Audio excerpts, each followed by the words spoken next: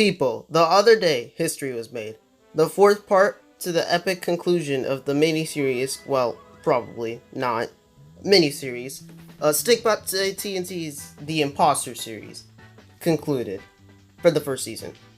Okay, just confirm part 2 already, man. But in all seriousness, The Imposter is just so, it's, really underrated, but at the same time, it's, really popular in the community right now. So if you haven't yet, I highly suggest checking it out before you watch this video, because there will be spoilers. Maybe, probably. Yeah, probably. Today, we're going to be going over why The Imposter is one of the greatest Stikbot series ever made. So yeah, if you haven't seen The Imposter, please click off of this video, go watch that, and you can come back for my review later if you want. So before I review the individual episodes, I'm going to get to, the core fundamentals of what makes The Imposter so great. Enjoy. So, let's start off with the setting. I think that's one of the most standout things, and the setting is absolutely amazing. It's distilled from the game Among Us, because, it's based off of Among Us. And it looks so good. This whole thing takes place in the Skilled and, the cafeteria and stuff, TNT spent so much time crafting the sets that it just pays off so well. Even if they only have, one scene or so, it really just adds to the scene, because without it, it would be, pretty bland, honestly. I couldn't really imagine the show without the sets. He put so much work into each of them, and they all look so good. The detail in each of them is something I've never seen in the community before, and it's truly just a statement to how hard he worked on this series, which is pretty epic if I do say so myself. Alright, so, about the plot. The plot is that the people on the ship are trying to figure out who the imposter is before they all, die and get eaten by the imposter, which would be no good. So yeah, there's a lot of characters, we'll get to them in a bit. The plot's pretty simple, it's just like the Among Us plot, pretty, basic. It works, though, it definitely works. Alright, something a little less important, but the music or soundtrack used throughout the show. Bravo, man. Absolutely. It's really old school, 80s to 90s and maybe 70s music, I think. It works really well. Especially in the last episode, which, oh my god, we'll get to that later, but, yeah, man, wow. The animation, while I can't say it's really, spectacular or anything, I mean, it is, but, compared to, other stop motions I've seen, there's no fight scenes, really, but the animation is so, detailed, and, I don't think I've ever seen, a paused frame in this show. The characters are always moving, and that's something that I really appreciate. They're always, slightly twisting their heads most of the time. And, yeah, I just really appreciate stuff like that, because I think that having the characters just, kind of stand there is a bit boring. Which happens in a lot of Stikbot media, so it's a really nice change of pace. And, yeah, I just really appreciate stuff like that, because I think that having the characters just, kind of stand there is a bit boring. Which happens in a lot of Stikbot media, so it's a really nice change of pace. A bit of a tangent, but it still has to do with it. A lot of the show is just talking and exposition, which definitely is not a bad thing, considering how interesting the overall premise is, including the characters, which again we'll get to later. The animation technique I think he used is something like this scene from Attack on Titan, where the characters are just talking, but they keep on moving, and it's really overdramatic and kind of cool. It brings more life, it makes you care more about what's going on. In most Stikbot media and media in general, the camera's usually pretty still when it comes to characters talking. But here, it moves a lot. He's doing so much more than he has to, oh my god. I guess there's not a lot of fight scenes, so it makes it way more interesting. But the animation is also really smooth. He animates at a really high frames per second, and it's super impressive how he managed to nail it. And the animation improves with every episode, I think. The stuff he does with the imposter limbs or whatever is absolutely insane. And my skin crawls just thinking about it, dude. Oh my god.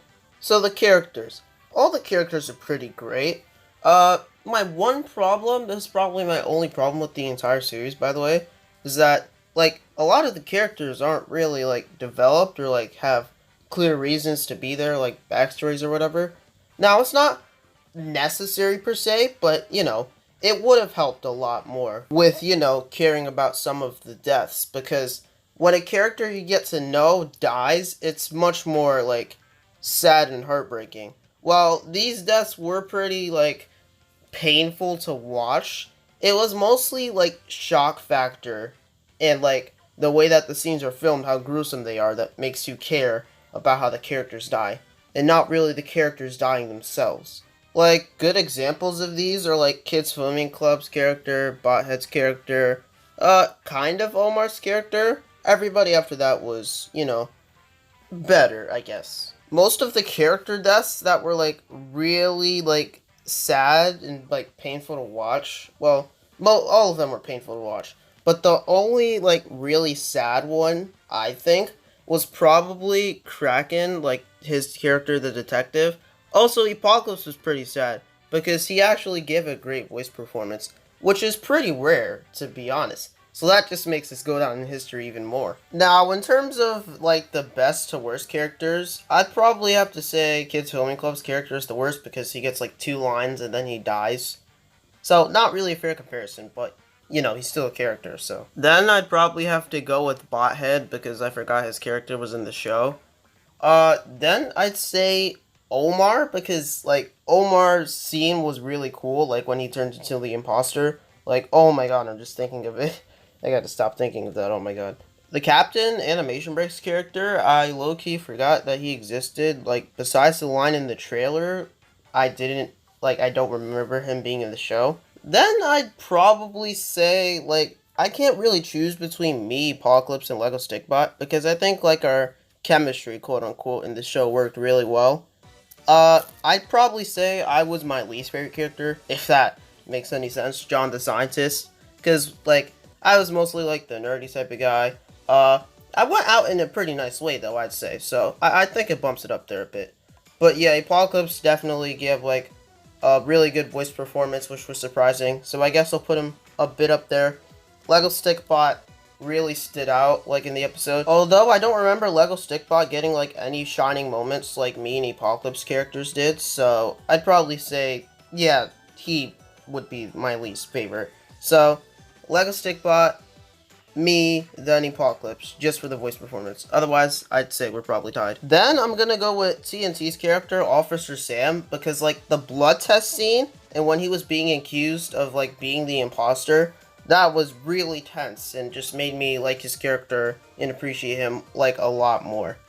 Then I'd probably say the chef as Tiny T, because it was just funny, honestly. He didn't really do much, but I just thought it was kind of funny that Tiny was playing a chef. Then it's French Bacon as Carl, which gives, like, he goes all out here, and it's absolutely hilarious, some of his lines. Like, he's, like, the kind of nerdy, shy type guy that you don't expect to, like, be the imposter, but then, oh man. Episode 4! Carl is just the best character, and you cannot, like, say anything. Actually, that's a lie. The narrator.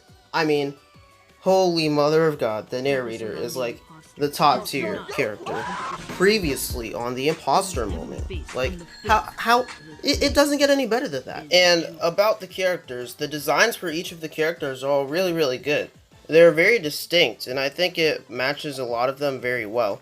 Very detailed also. Alright, so the editing. I think the editing is really, really good. The visual effects are, like, a bit rough, but, like, what are you gonna do? You can't really make them from scratch. That would be way too hard. So, like, the YouTube VFX are alright. It's pretty good for what, like, we got, I guess. Like, what you could, like, get from YouTube. So, yeah, I'll pass. The action, the drama, and the suspense in this show are all really great. Action probably, like, the least amount, because it's not really, like, action-based, I guess. More, like, stuff going on. Not, like, fight scenes or anything. So, yeah, 3 or 4 stars, maybe? I don't know. I'm not ranking out stars, but, like, that's just kind of, like, based on the type of thing that it's going off of. It's more of a suspense thriller, I think. Alright, so taking everything that I went over into consideration, I'm gonna now rank my favorite to least favorite episodes of The Imposter. Alright, let's start off with my least favorite episode. For my least favorite episode, I'm gonna have to go with episode 2 on this one. While, yeah, all these episodes are pretty good, this one probably had, like, the least amount happening. Like, yeah, that's pretty much it. There just wasn't, like, as much that happened in this episode compared to the other ones. Alright, next I'm gonna have to go with episode 1. This one set the tone really well for the show, and it was, like, the perfect pilot for the show, I think. not much else could have been done, besides maybe giving KidsFilmingClub and like other characters that didn't have a lot of lines, a couple more lines. But yeah. Alright, next episode. Episode 3. God, I love this episode so much.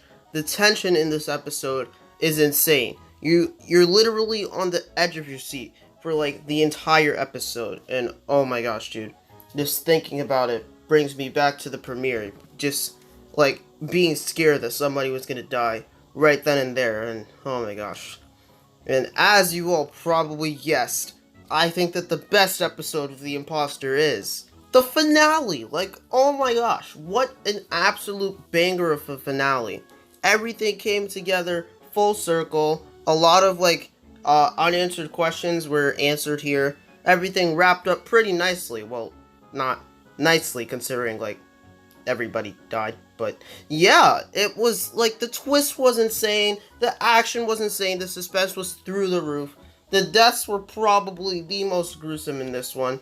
Like a lot of scary stuff, like dude, the chef as the spider. I was just thinking back to it. My friend Clay made a meme. It's so funny. Oh my god. You're my friend now. But yeah, the animation, the characters, everything was at its best this episode. Everything was so superb, and this will totally go down in history. Everybody's praising this, and it's for good reason. Please go check out The Imposter, I beg of you.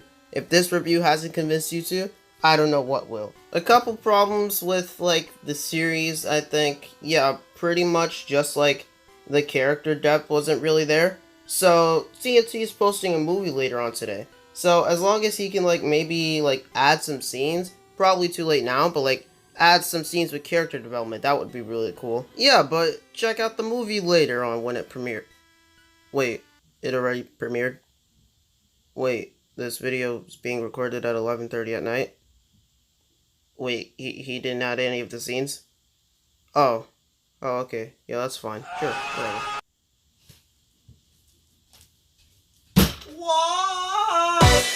If you're interested to know more about how The Imposter was made and the stuff that went behind it, check out our podcast with me, TinyTTM, and Sebastian Movie Studios. It was tons of fun and it was hilarious. Hope you enjoy.